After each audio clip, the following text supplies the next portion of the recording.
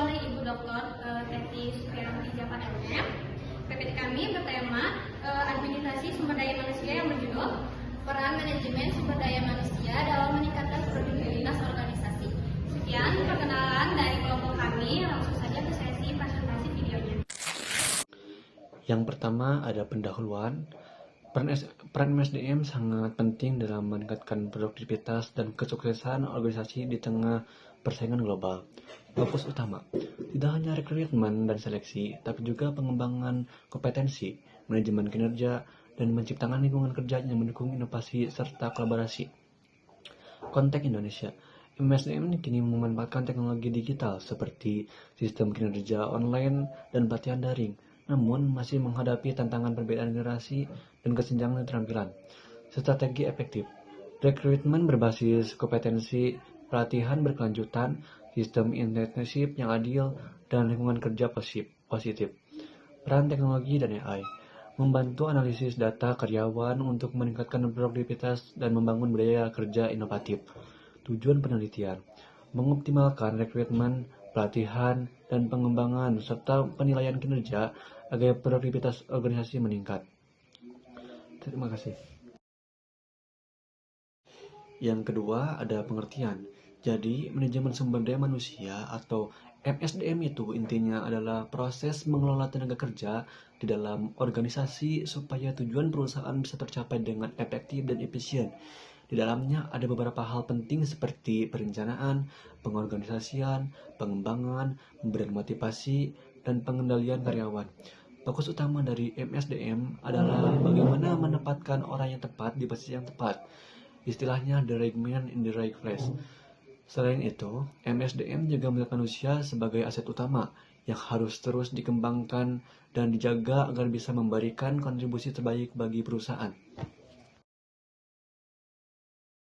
Selanjutnya metode, pendekatan atau metode penelitian, studi literatur, dan analisis kasus. Artikel tersebut bersifat konseptual dan analitis yang berfokus pada pembahasan konsep, implementasi, dan dampak manajemen SDM berbasis kompetensi berdasarkan tinjauan terhadap berbagai literatur dan analisis terhadap kasus-kasus terkait. Selanjutnya ada teori manajemen kinerja. Manajemen kinerja adalah fungsi penting MSDM yang berfokus pada perencanaan sistem untuk mendorong karyawan mencapai tujuan organisasi. Selanjutnya ada prinsip utama teori manajemen kerja. Yang pertama adalah pengukuran dan penetapan tujuan.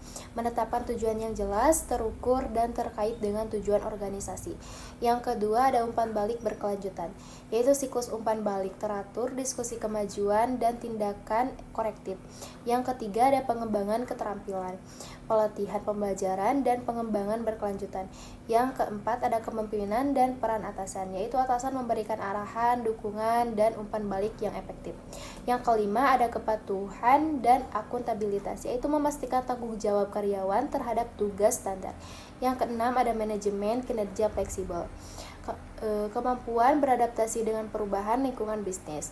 Yang terakhir ada pengukuran kinerja berkelanjutan, di mana evaluasi hasil saat ini dan pertimbangan pertumbuhan jangka panjang. Baik, selanjutnya ada peran manajemen. Yang pertama yaitu menarik dan merekrut karyawan yang kompeten.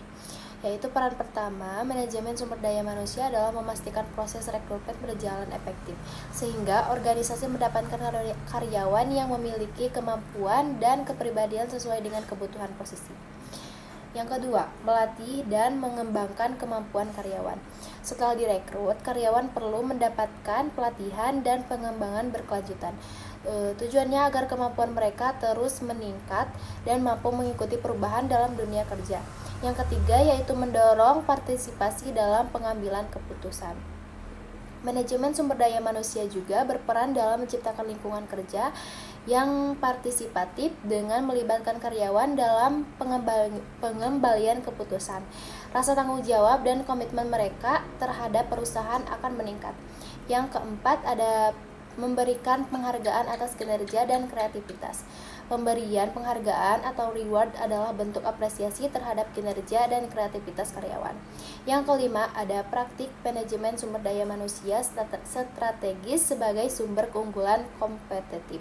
Yang strategis bukan hanya mendukung produktivitas, tetapi juga menjadi keunggulan kompetitif bagi organisasi. Selanjutnya, di sini kita akan membahas bagaimana fungsi manajemen sumber daya manusia berperan penting dalam meningkatkan produktivitas di tempat kerja. Nah, yang pertama ada rekrutmen berbasis kompetensi, di mana pertama rekrutmen yang dilakukan berdasarkan kompetensi membantu perusahaan mendapatkan karyawan yang lebih cepat beradaptasi dengan pekerjaan dan lingkungannya di tempat kerja. Ini membuat proses integrasi karyawan baru menjadi lebih efisien. Yang kedua, ada pelatihan berbasis kompetensi. Kedua pelatih yang dirancang sesuai dengan kompetensi dapat meningkatkan efisiensi waktu kerja hingga 20%. Nah, artinya karyawan bisa bekerja lebih cepat dan hasilnya pun lebih optimal. Yang ketiga ada motivasi dan penghargaan kompetensi. Selanjutnya di sini pemberian motivasi dan penghargaan berdasarkan kompetensi terbukti meningkatkan kepuasan kerja karyawan sebesar 25 hingga 40%. Nah, karyawan yang merasa dihargai akan lebih bersemangat dan loyal terhadap perusahaan. Yang keempat ada pengembangan karir. Ini terakhir, pengembangan karir membantu karyawan memahami arah karir mereka dan target organisasi. Dengan memahami ini, karyawan akan bekerja lebih fokus dan produktif.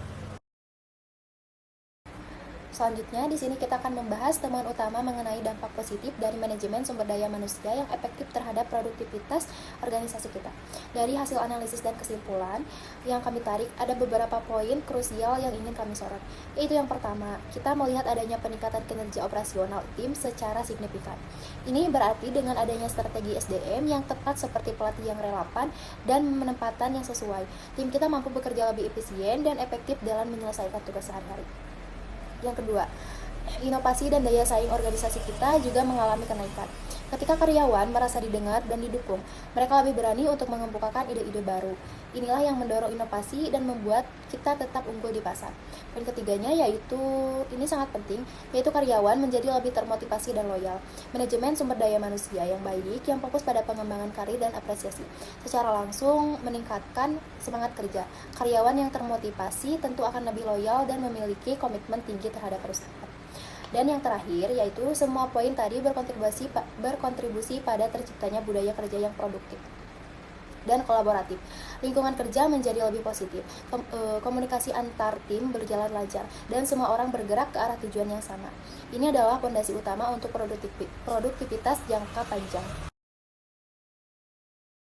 Studi kasus yang saya ambil yaitu transformasi produktivitas di PT Solusi Cepat.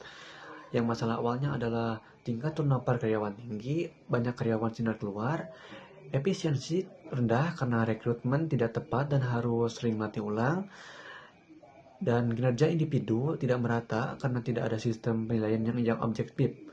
Peran MSDM. Peran MSDM di sini adalah manajemen SDM merancang ulang strategi berikut.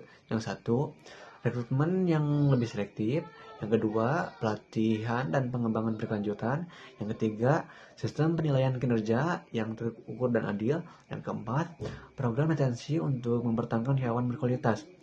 Dan hasil setelah 12 bulan adalah produktivitas tim naik, waktu penyelesaian proyek turun 15%, turnover karyawan berkurang 30%, kualitas produk meningkat, bunga dari konsumen menurun. Kesimpulannya, peran MSDM yang strategis mampu meningkatkan produktivitas, efisiensi, dan daya saing perusahaan, membuktikan bahwa SDM adalah aset utama organisasi. Terima kasih. Selanjutnya ada kesimpulan, MSDM adalah mitra strategis yang krusial bagi produktivitas organisasi. Praktek MSDM yang efektif meliputi rekrutmen kompeten, manajemen kinerja berkelanjutan, dan pemberian motivasi atau penghargaan yang adil menghasilkan peningkatan efisiensi hingga 20% efisiensi waktu dan kepuasan kerja 25 hingga 40% peningkatan loyalitas. Sinergi antara prinsip manajemen dan fungsi praktis MSDM didukung teknologi AI, menciptakan budaya kerja yang produktif, kolaboratif, dan inovatif, menjadikannya sumber utama keunggulan kompetitif.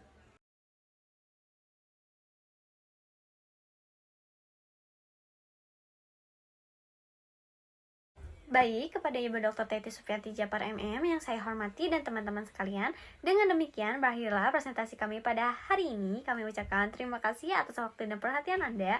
Kami mohon maaf apabila ada tutur kata atau penyampaian yang kurang berkenan. Wassalamualaikum warahmatullahi wabarakatuh.